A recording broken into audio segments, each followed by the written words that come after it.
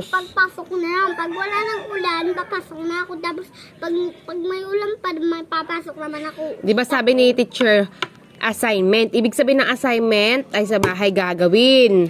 Sa may bayang gagawin at magpapahinga daw, sabi ni teacher. Oh, Kailangan magpahinga at hindi pwede ako magpapahinga. Kailangan baga magpahinga kahit gano'n. Hindi ka baga naaawa sa akin kahit isa man. Pahiram mo ako ng cellphone na magsiselfone ako. Tapos tawagin mo ako pag mag-aaral na. Susunod naman ako. Ano pa yun? kaya nga po, ang ibig ko pong sabihin, tapusin mo muna itong gagawin mo bago ka magpahinga. O paano naman mama? Hindi ka baga naaawa sa akin? May sakit ako maya-maya. Paano mo nalaman magkakaroon ka ng sakit?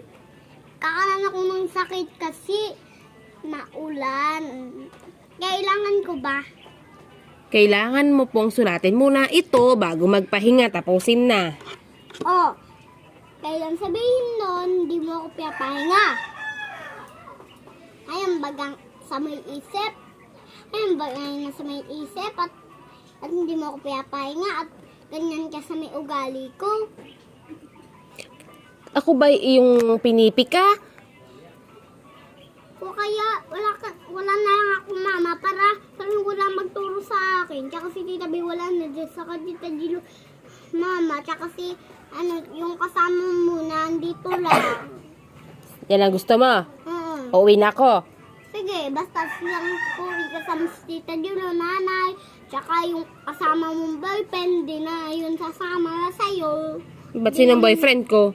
Yung doon, TikTok, wag mo yun isasama. Hindi yung bahay nila, mag-uwi na yung bukas, tapos hindi nila aanuhin. Sige na, magsulat ka na. Huwag ka na maraming dama. Tama naman, hindi mo naman ako pinapay. Ganyan na naman sa isip mo yan eh. Hindi naman ako nagdadrama.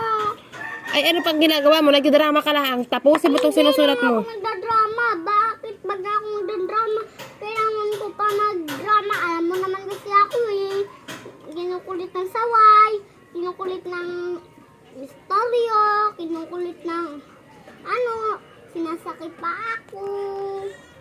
Ano ba yung kailangan ng ganyan, ng ganyan, ng ganyan, ng ganyan, ng ganyan, ng ganyan?